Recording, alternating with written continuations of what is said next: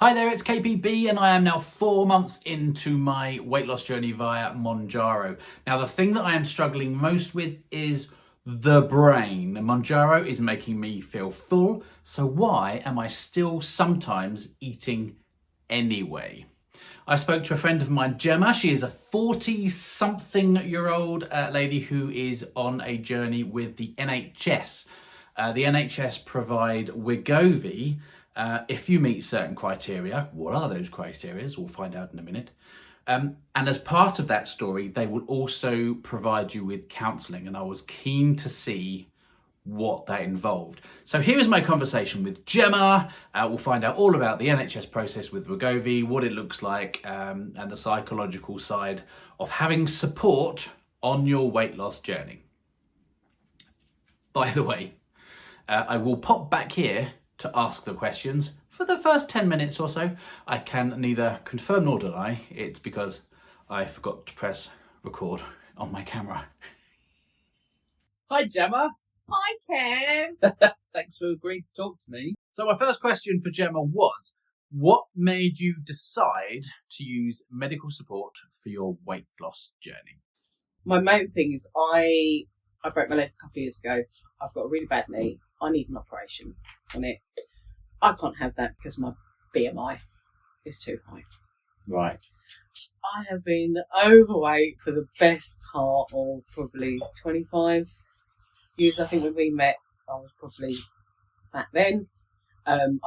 Were you though? I thought I was, Yeah, same. compared to now. I've always been larger. I have tried everything. You name it, I've tried it. So it's like, what else can I do? I've done, the milkshakes where you starve yourself, which is a quick fix. But then obviously, as soon as you stop, Go back on. everything goes back on. And that's because brain doesn't change. Yes. Which is what I'm interested in digging into today. Yeah. So Jemma, when you heard that weight loss injections were available on the NHS, what did you think? First of all, I didn't think I'd be entitled to them. But it was like, how amazing is that? Because the fat people society is so fat phobic, and even if I go to the doctors for a sore throat, it's, have you tried losing weight? Because of your fat throat. Yeah, because of my fat throat. I went for an ear infection once, and she went, you need to watch your weight. Yeah. So the fact that then it's on the NHS is like, actually, is there something wrong with me? So I actually do need support. Have I been, do you know that analogy of a fish trying to ride a bike? Yeah. Have I been the fish trying to ride a bike when actually what I'm trying isn't actually attainable? And I've seen you ride a bike as well. Yeah. That was a long time ago. Is there a myth about weight loss which you wish you could just delete, remove from the internet, get in the bin? Oh, it's definitely less calories in, move more. From 25-year-old personal trainers that have never had a weight problem telling you, oh, you can eat this much salad. My brain doesn't, I don't care. Okay, I'll probably have a salad, but then I'll have a chocolate bar. It's not addressing the brain, which I believe is the issue. So it's people who haven't actually had your experience trying to tell you what to do. Mm. And I find that it's really, because there's no other industry really where that happens. What, someone that doesn't have your experience is giving you advice? Yes. Last time you'll see me, I pressed record from this next point onwards. I asked Jemma what were the criteria that you need to meet in order for the NHS to support you. So I have sleep apnea, so I have to use a machine at night. Darth-Vader mask. Darth-Vader mask, yep. It's actually really good. My knee issue, and obviously BMI. Morbidly obese.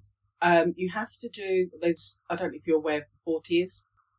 So when you go for weight loss, there is 4 tiers of weight loss that you can entitle to if you meet the criteria. So you have to go through, the first one is like a weight management thing where I've seen a video every week to help you on what you're eating and food diary.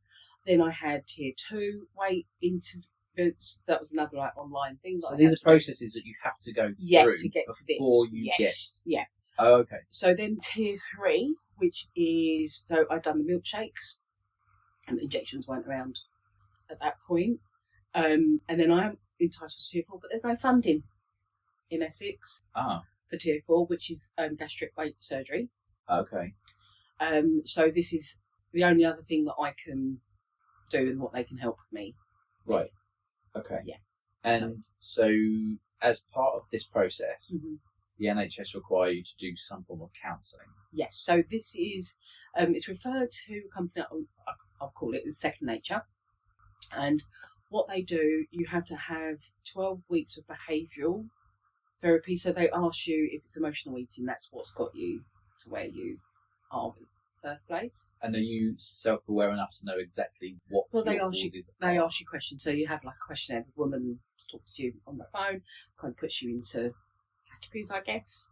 And then you have to do 12 weeks of behavioural therapy. So it's trying to shift your mind and have techniques to stop you binging, and how to deal with other people as well that might be encouraging you to have a bit of cake.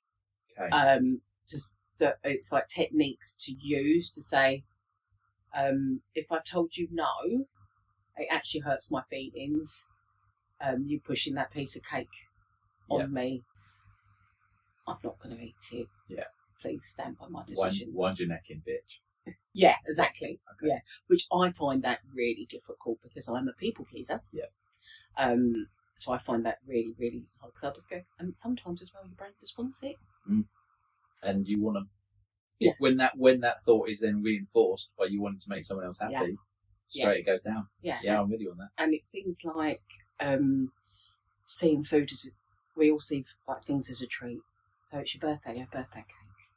Christmas, advent calendars, all the Christmas stuff that goes with it is a treat. Yeah. So it's like actually it's food, it's nutrition, and that's really hard to get your Seeing food as around. fuel. Yes, because it's always been a comfort blanket. The first few months I was doing this, and anyone watching the videos that I've done will see that any excuse comes up and I'm straight behind. Yeah. Eating the Yeah. treat. So it's And that is where my issue lies. Yeah, so it's being accountable, and if you have a blip, that's fine. Don't then go, well, I've had a blip, I'm just going to be naughty now, or wait until next week. It's then, I've had a blip, okay, let's move on. So you've done how many weeks at the council? So this is week 11. You've done 11 weeks. And does that finish at 12 weeks? Yeah, that finishes at 12. We've got, the medication was from week 6. As in the Wegovy? Yeah, from week 6. Not everyone in that group is on that. Right. So we don't talk about medication on the group. So this Okay. is why we have a separate little group chat, and we're all like, "Oh, what's happening to you? And what's happening?" So like So, behind the scenes, you've got support amongst like your the people, peers, I guess, the people that are are on on it, which is WhatsApp. really good. And then what then is going to happen after 12 weeks is then going to be a nutritionist. So I think I've got to be more accountable for my own actions. It's then a nutritionist every month, and I'm on this for a year's program. So can you give me any examples of the kind of things you've been asked to think about or talk about in the 11 weeks counselling that you've done? Yeah, so things like techniques to stop yourself from binging. One is I do it on the sofa, and Dickie will laugh at me. Where you breathe in and you go around your fingers. When you get that thing like I really want a mince pie, and then you like run it on your fingers and you take deep breaths in and out, and then that kind of takes the craving away a little bit. You can control it a little bit more. Things like distraction. So if you really want some kind of bath or go and do something else, but it's having those quick fixes on you. So like instead of sitting on the sofa watching telly and eating, we play card game.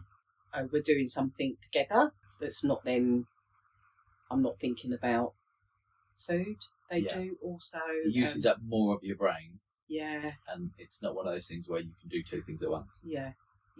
Because they also said, eat dinner 3 times a week without the television on, which we find really hard. Well, I find that really hard. I like having noise in the background. I think it's been more mindful with slowing down. There were techniques where you look at your piece of food. To be fair, I just want to eat it, but it's like looking at the piece of food, then smelling it, and then holding it on your tongue, and then the craving kind of goes away. See, that to me just makes me want to roll my eyes a little bit. Yeah. Does that actually help? No,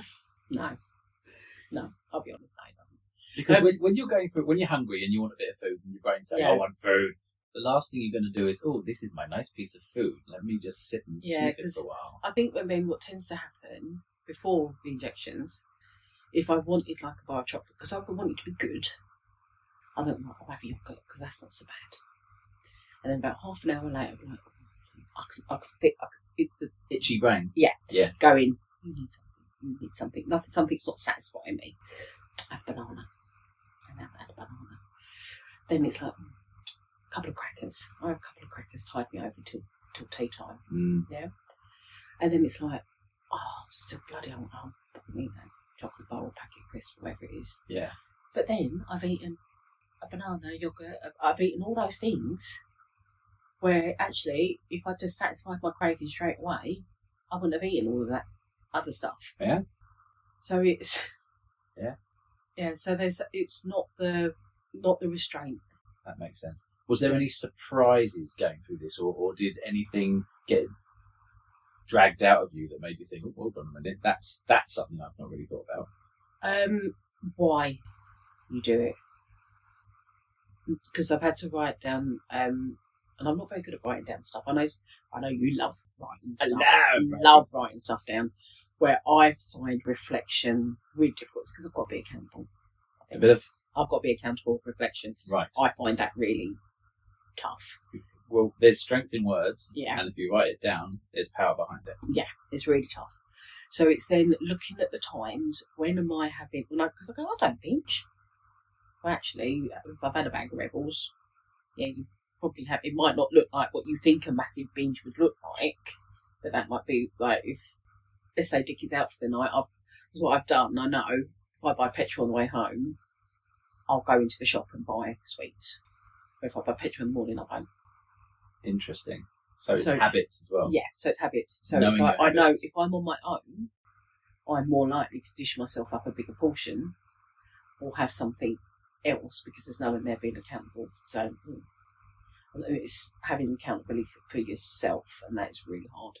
For me, when I'm on my own, I know that I am less likely to cook something nutritious. Yeah. I'll just whip me up something quick. Yeah. I eat worse when I'm on my own. Yeah, so do I. And so it's seeing that actually when you're on your own, what can you do then to distract? Has there been would you say, has there been a single light bulb moment for you that's actually made the kind of difference that you can see will affect how you think moving forwards? I wish there was. The answer can be no. Yeah, I don't think so. I think it's a new approach, which is good because obviously I've tried everything. I'm more than willing to try something new, and I have tried the techniques, but there's nothing that's really stopped me if I really wanted it. But then since being on the injections, I haven't felt like that. It quietens the food noise. Yeah. What I'm interested in is the dosage size. So we had a chat off camera about the size of Wegovy compared to the size of Mounjaro. So Mounjaro's starting dose is 2.5, available privately. Yes. Starting dose for Wegovy 0.25. 0.25. Yeah, and from the NHS. Yeah, they do it slowly, so you're less likely to have side effects. And that's what they say. So start on 0.25, and that's for 4 weeks. And then last week was my first where they jumped it up to 0.5, but I can tell the difference. Wow.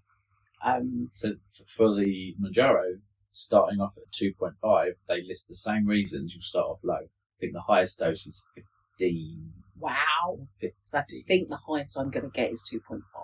Which is the starting dose. Yeah. I know you don't lose as much on Wegovy as you do as Mounjaro. Okay. They do say that. Well, how long are you supposed to be taking it for? So I'm taking it for a year. Okay. So at least you've kind of got that fixed period where you can see where you were at the start and where you are at the end. Yes. I've spoken to someone who's been on Mounjaro now for a year, and they don't know if they're going to come off it, how they're going to come off it, how they're going to scale themselves down, because your body's accustomed to it at that point, and there can be all sorts of issues. So have you had any side effects at that low dose? Yeah. Sorry, poor Dickie. Sorry, he's sitting there. I have been very windy. I will be truthful. I am lethal as well. Really, quite stinky. And I've been a bit of an old lady, like bending down, and then it just popped out, and you're like, "Oh my god, I am so embarrassed." I can relate to this. That is, I think that's been the main one. I thought I felt really, really tired and overwhelmed. I took myself to bed, which is not really like me. I mean, that tiredness is going to be a thing if you are eating so much less. The gas, I have had some experiences there too, and when you go up a dose, it will kick in again, but it should fade out after that 10 days. And then the nausea. Okay. In the morning. Definitely not pregnant. So what's weird is I always used to have toast for breakfast, and if I had cereal would not sustain me, I'd be hungry by 11:30 and I want more food, So I'd always used to have toast. I couldn't face toast after that first injection. Actually, I haven't eaten toast for 6 weeks. Well, 5 weeks now. Where it was, toast is my go. Your go-to? Definitely go-to. Have you got a new go-to? Or you don't think of food in the same way now? Yeah, I'm not thinking of food in the same way. And this is very strange, I was eating an apple at work. Was that a new experience? Yeah, well, I wouldn't normally have eaten fruit. But I was halfway through my apple, and I'm like, I don't fancy this, I'm not hungry. And I've never felt full up from a piece of fruit in my life. Like, never has fruit satisfied. When I'm saying I'm hungry and someone goes, "Oh, I have a saxoma," that is not going to satisfy my craving. Mm-hmm.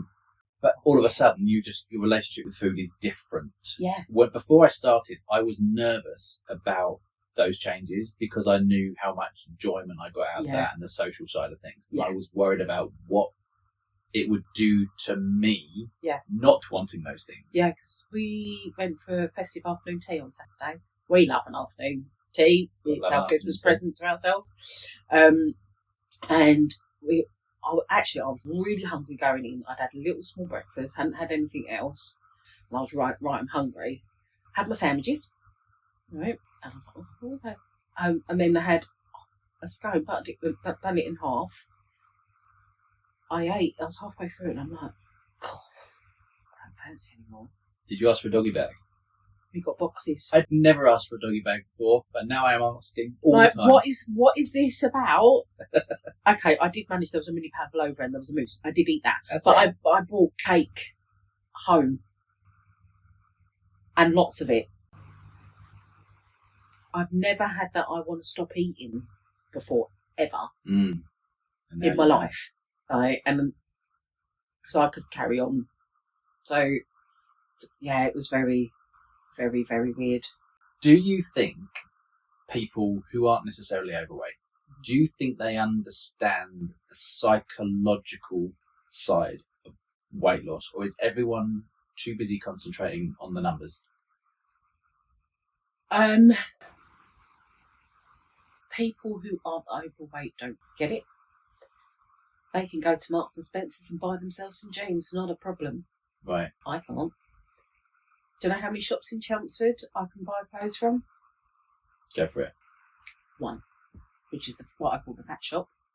There's one shop, I won't name it, but it's overly expensive and I don't buy stuff in there. I can't do those things that other people take for granted. People who don't have a problem with their weight don't have the same experiences that I have. They can go in there and have afternoon shopping. Really enjoyable. I can buy shoes and scarves and hats because they're the things I can fit into. I have got a whole scarf drawer. I suppose it's trying to satisfy that itch of when you go shopping. things that I can get enjoyment. You want that experience of skipping down the high street, carrying all the bags like you see on the telly. Yeah, and then I was talking to someone who says that before she buys anything, she watches videos online of other people trying the stuff on to see how it looks on them. Yeah. I didn't even know that was a thing. Yeah. Oh, yeah. Like on TikTok, like people show you what they're wearing, and so you can kind of see it. But mine's always been a guessing game, because also the people my size, they might be on what they call a plus size model. That plus size model does not have a belly. It's not got an apron belly. They've like got a flat belly. Okay, they might have a bum because that's in fashion. Big bums. At the moment. It's really hard. Everything you see, media, magazines, television, there's people that don't look like you. And that's really, really tough. And if you're not in that situation, you don't realise. You don't get it. You don't get it at all. Has there been, throughout your 11 weeks so far, 11 weeks? Yeah. What has been the biggest physical challenge for you? Is it just hunger or not having hunger, or have you not had any challenges? First of all, fitting my sessions in, because they time management. Yeah, they had to be, the only sessions they had, because obviously I work full time. The sessions were at like 5 o'clock. Well, I finish work at 5. I can't sit in my car and in the cold, listen for an hour on a session. So I had to get a letter from them to say I could do a day, like a morning hour every week. So work would let me. So work, I'm then supposed to say work would be really work good. Into it. So yeah, I've had to let my line manager know, and my the higher up, because I'm now starting half an hour early on a Wednesday morning, so I can then have my lunch hour, which is me doing my session, and then I have half-hour lunch break. So, and you're doing a call every week? Yeah. And that's for your 12 weeks? Yeah, so that's then, like, my line managers have to then think about the team, and I'm not then there for that part as well. It affects a lot of people, doesn't it? Yeah, it does. Yeah. Has there been any psychological challenges that you've had, as opposed to physical? What's the toughest your brain's been through over the last couple of months? I think the toughest thing, and still now, was Dickie measured me, and I didn't want to admit to myself how I know he knows I'm fat. He knows I'm fat. In fact, when he met me, but that, I think it's then having that realisation. Oh my God, is he going to see me as a fat person? Because it becomes a thing. Yeah. And it's now a thing that involves your work. Yes. Yeah. I haven't told any of my family. None of my family. No. And only 2 people at work. No, because I don't want them the pressure if it doesn't work. I was like, it's easy on injection. Fucking not. It doesn't work for everyone. No, it's not. This has not been an easy journey, and it's things like I measure myself in kilos because I don't want to see what I am in stone. Because you work in stone normally, so you would know stone. Yeah. Where if I do it in kilos, then I can take myself out. It's less real. Yeah, and that's easier for me to cope. Oh, sorry. No, it's great filming. Hold on, Dickie's throwing your tissues. Thank you. I feel I need to explain that Dickie isn't a euphemism. No, that's his name. You've got a Dickie tissue. I mean, they come up with all sorts of connotations. Yeah, sorry. Yeah. Would it be fair to say that the going on the injections, and it's not just a simple solution, but has it brought up a lot of unexpected emotion and feelings? Yes. As we can see. Yeah, it does. Because it then's like, why haven't you loved yourself enough? Why have you got to this state in the first place? But then actually it's not about that. And it's then like, it brings up childhood trauma. It's been a lot. And it brings up, you start second guessing. It's like that 3 o'clock in the morning when you can't sleep. And you're thinking of every single life decision you've ever made. And it brings up those kind of feelings. Yeah. Sorry. It's probably healthy to be getting upset about it. Yeah, probably. Cathartic. Yeah. This all comes down again to it's the emotions and the psychology behind eating, yes, losing weight, putting weight on, and it's more than just calories in and calories out like thin people think. There's a lot more stuff behind it, and that's the stuff I'm struggling with. So much. Because even though I'm not hungry on the jabs, I'm still eating. And why am I doing that? Because it's stopping me from feeling hungry. I'm even feeling full up. And then I'm shoving more food down my throat, wondering why I'm farting so bad. Has there been any moment over the last 11 weeks where you've actually thought, oh, it's working? This is something that is different to what was happening beforehand. Mm-hmm. So I've now gone to granola in the morning. I know I'm one of those people. But before, my bowl, I'd fill up that much with milk. This week, I can't. I'm like, my portions are now really small. Because when you look at a suggested serving, you're like, well, I'm a family of 4. Yeah, I am. I do identify as a family of 4. And it's just like, so my portions are definitely smaller. Yeah. I'm not eating as much at dinner time because in the groups you're not allowed to talk about the medication, as they call it, because some people in that group are not necessarily on it. And these are people that... So who are the people in this group that aren't on it? I don't know. Okay, not as in... So then the injection is not suitable for them or they don't want it. Okay, so they are on a course? Mm-hmm. They get emotional support for it. Yeah. Okay, so it's losing weight with emotional support but without the medication? Yes. Understood. Yeah. Okay. So have they given you any kind of materials or extra support? So what's it's very cute actually. You get a little package. You get a pair of weighing scales. Okay. And I didn't tell you, so there's an app. And when you weigh yourself, it literally flashes up for 2 seconds and then goes away because they don't want you to know your weight. For the first 12 weeks.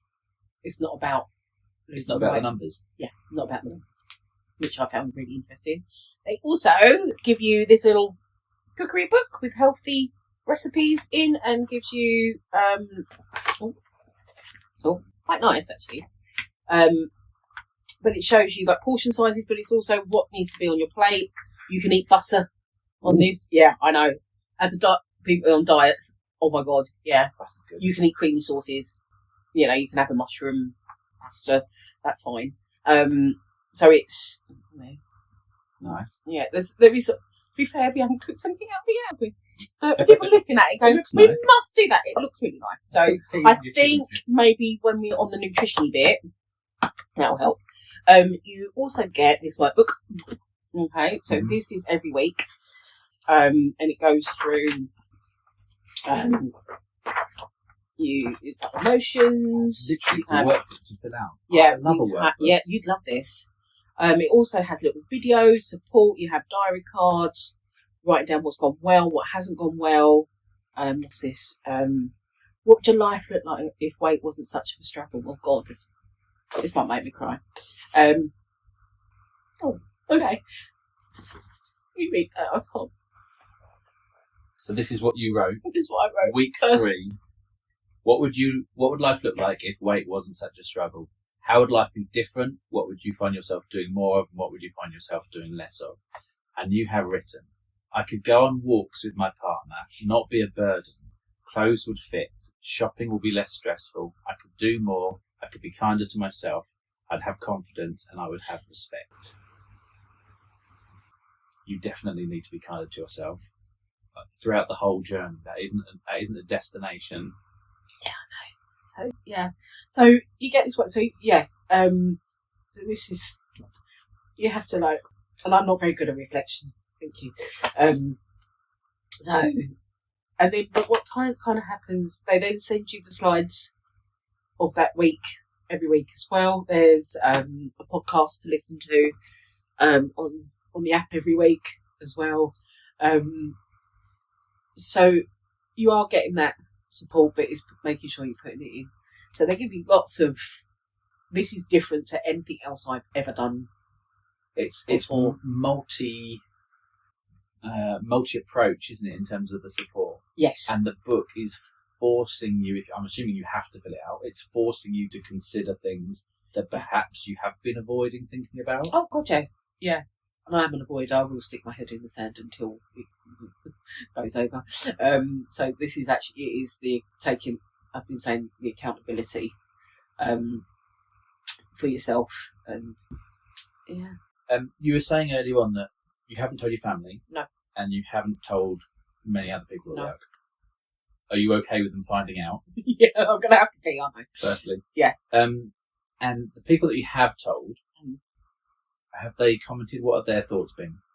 It's actually been really, really positive. Good. My line manager actually used to, bless her, she used to be a health and fitness coach and used to assess personal trainers, and so she's from a very healthy background. Mm-hmm. And she's been amazing. She's like, oh, if it works for you, then, go for it. Like, she's been, I'm warning you now, I'm probably going to be very emotional.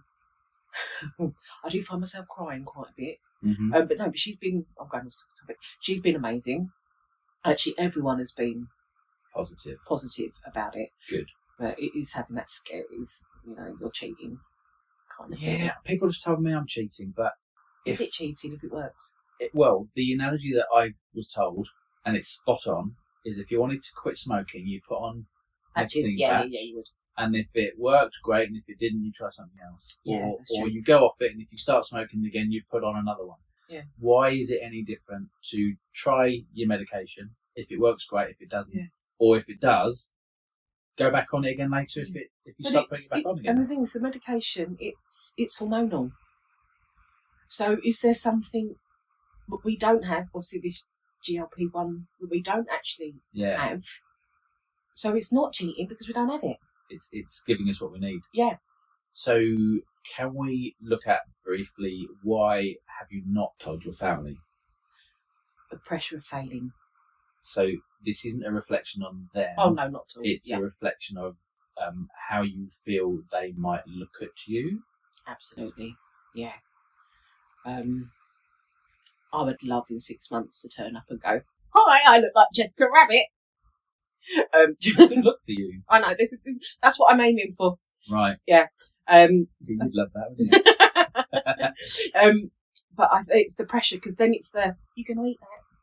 The judgy. They don't mean to be judgy, and my family are pretty good, but it's everything you eat, they're looking. They're probably not judging, because people are more concerned about themselves than other people, I've kind of discovered. But it's that feeling of they're judging me the amount that I'm eating. Well, interestingly, I get that more now that I'm on the jabs. So I get people going, is that Mounjaro working for you? Yeah, exactly. So I'm sitting there trying to have a sandwich. It's like you still need to eat. Yeah. Like, you need to be alive. Yes. But I think that's what would happen. And I don't think I'm quite there yet. If you're looking at yourself about to start this, is there something that you would want to say to you in terms of like emotional support or comfort? As in a RuPaul fashion, what would you say to 4-year-old Jemma? What would you say to yourself before you started this journey in terms of support? First of all, it's a journey. You've got to remember it's a journey. So there are going to be highs and there's going to be lows. Mm-hmm. You are going to have to take account for yourself. You are going to be accountable. It's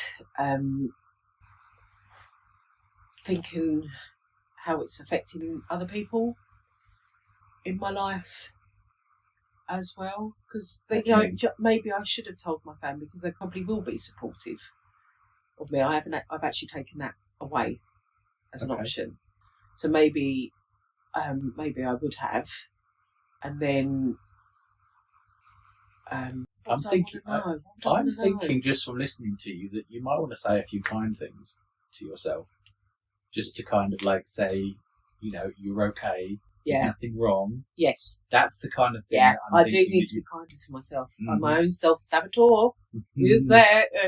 Because I can't have something go well for too long. That's what my brain kind of does. Because you don't feel you deserve it. Yeah, it's weird. This I is know, getting there's a into whole psychotherapy. Yeah, whole other thing. Yeah. Yeah.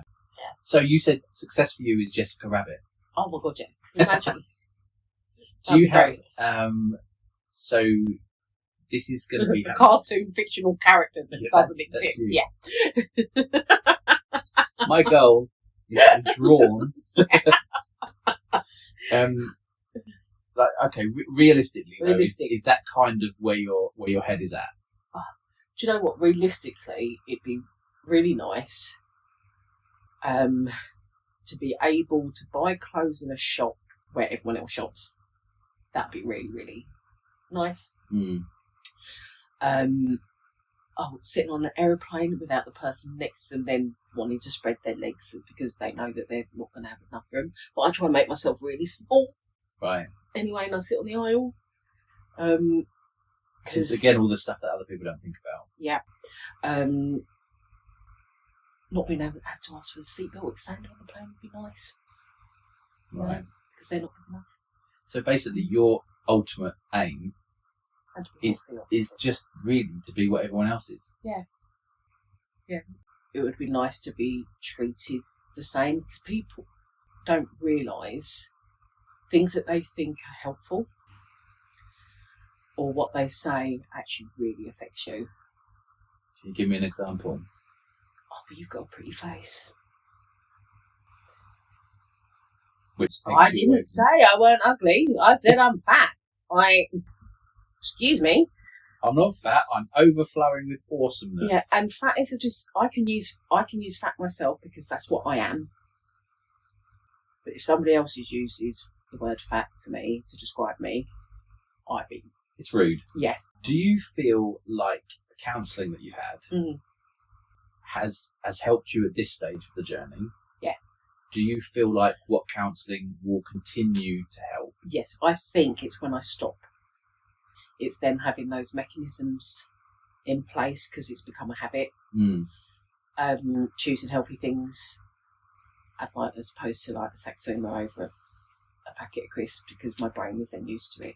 Yeah. Because that's what I'm worried about is that if I do lose weight and I stop this, because I'm not going to be able to afford it privately, I know I'm not, is it all then going to go back in? So I'm hoping that the behavioural stuff is then going to stand me in good stead for when that happens. And I think that's why they do it. Yes, and you're on it for a year. The counselling is only 12 weeks of that. Yeah, but then we get, so it's nutritionist next. Right. So that's monthly for a year. Until the end.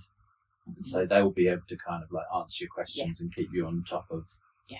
Because I think we're probably going to get more side effects as the doses get higher. More farting for sure. Sorry, did you?